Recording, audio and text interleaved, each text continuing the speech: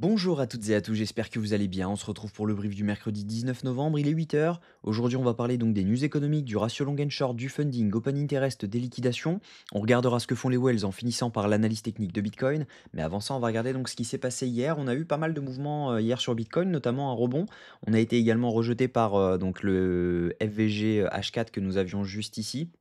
Donc actuellement, toujours rien de haussier ici. Maintenant, on est en train de valider une structure dans laquelle si on vient à rebond, on pourrait valider un vrai changement de tendance en H4 et par conséquent, on pourrait tout simplement se placer pour derrière venir chercher les liquidités beaucoup plus haut. Donc ça, c'est plutôt intéressant comme setup. Mais voilà, on n'est pas actuellement sur un rebond actuel. Il faudrait vraiment que cette zone tienne et qu'on ne fasse pas de plus bas pour vraiment se dire: «OK, on valide vraiment un changement de tendance» et cetera. Donc il y a pas forcément de long, pas forcément de short à tenter étant donné qu'on est quand même dans une zone, de rebond intéressante. On est dans la FVG daily, la zone OTE de tout le mouvement, donc ça veut dire que c'est une zone dans laquelle on pourrait réagir à la hausse. Donc c'est pas forcément le moment de short, c'était le moment de short avant, front run, de la zone OTE et cetera. Mais actuellement, on est plus dans une zone dans laquelle on pourrait trouver du long que, trouver du short. Donc, je vous invite pas forcément à faire grand chose actuellement étant donné qu'on n'a pas de setup de long et on n'a pas de setup, de short actuellement. Donc le mieux, c'est tout simplement d'attendre. Si on a un setup de long, on ouvrira un long et si on a un setup de short, il vaut mieux attendre parce que ça peut simplement être une prise de liquidité pour derrière pouvoir valider un setup de long et derrière pouvoir repartir complètement à la hausse. Donc ça serait intéressant d'attendre quelque chose comme ça. Mais en tout cas, pour l'instant, techniquement, il n'y a pas grand chose à faire au niveau, trading donc voilà, il vaut mieux s'abstenir, mais on va quand même regarder au niveau des datas. Au niveau news économique, aujourd'hui, on va avoir la minute de la Fed à 20 heures, donc attendez-vous à avoir pas mal de mouvements quand même, et on aura également au niveau des résultats, les résultats sur Nvidia, qui arrivent, tac, tac, tac, tac, tac, Nvidia, qui arrivent, donc après la clôture, des marchés. Donc attendez-vous également à avoir pas mal de mouvements, Nvidia représentant quand même 7 à 8 de la capitalisation totale du S&P 500. Ça veut dire que clairement, si les résultats sont mauvais, on risque d'avoir quand même un gros dump sur le S&P et potentiellement un gros dump sur Bitcoin et cetera, sur tous les assets qui suivent un petit peu, les assets US.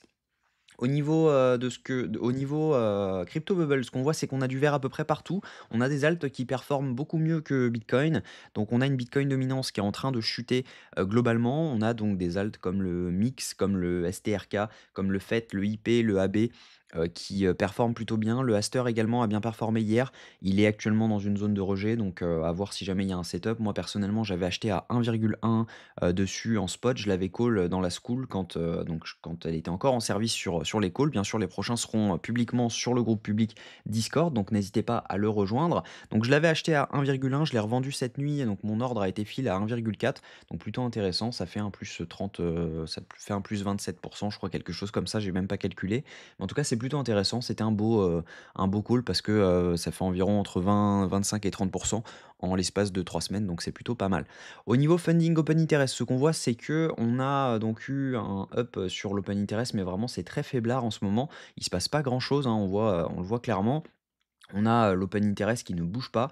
Les gens sont vraiment dans l'indécision totale, mais sinon ce qu'on voit, c'est qu'on a eu un tout petit up de l'open interest avec une légère, up des fundings, ce qui veut dire que logiquement ce sont des longues qui se sont ouverts, mais potentiellement ils se sont refermés ensuite puisqu'on voit qu'on a été plus bas que l'équivalent.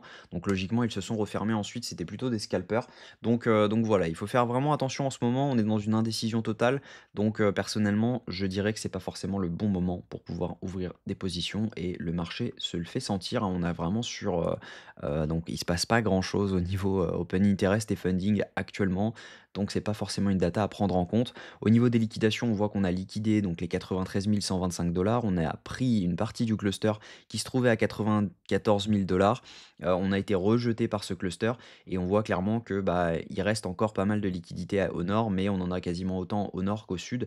Même si jamais on allait, donc juste en dessous, par exemple, si on allait, aux 87 000 $, on liquiderait pour 500 millions, alors que si jamais on va aux 94 142, on liquide pour 500 millions. Donc actuellement, on pourrait être dans un petit range dans cette zone et ça pourrait être intéressant de range quelques jours dans cette zone afin de, déterminer donc où sont les vraies liquidités, que fait la masse, les whales, qu'est-ce qu'elles font et cetera, et si on a tout qui se réunit, on pourra potentiellement ouvrir un short ou un long, mais en tout cas pour l'instant, il n'y a pas grand chose à faire.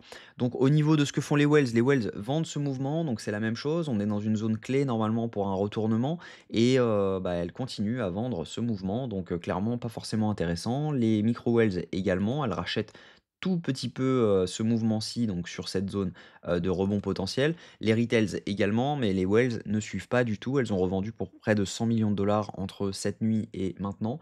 Donc clairement, voilà, c'est pas forcément intéressant d'ouvrir du long maintenant. Donc techniquement, ce que je pense, c'est que là, on est dans une zone clairement dans laquelle il faut attendre. Il n'y a pas grand-chose à faire au niveau trading, au niveau, spot non plus, parce que clairement, on peut très bien partir sur un bear market. Donc personnellement, je ne vais pas réinvestir en spot tout de suite.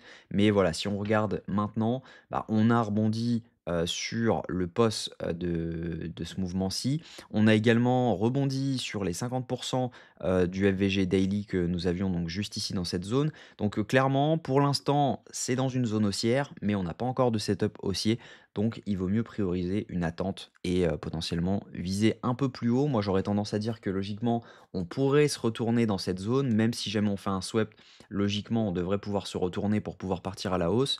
Mais sans setup, on n'a pas vraiment de confirmation étant donné que les datas sont un peu floues. Je vous invite vraiment à attendre et ne pas prendre de trade forcément aujourd'hui, surtout qu'on a un FOMC ce soir à 20 h. Donc ça risque de bouger pas mal et ils peuvent en profiter pour tout simplement liquider avant de valider un vrai changement de tendance. Et derrière, de toute façon, on aura l'occasion de se placer dans un retour de FVG pour pouvoir partir beaucoup plus haut si jamais c'est le cas. Et même chose, si jamais on vient swept directement, bah, ça validerait le changement de tendance. Donc directement, on pourrait se replacer également dans le FVG pour pouvoir repartir beaucoup plus haut.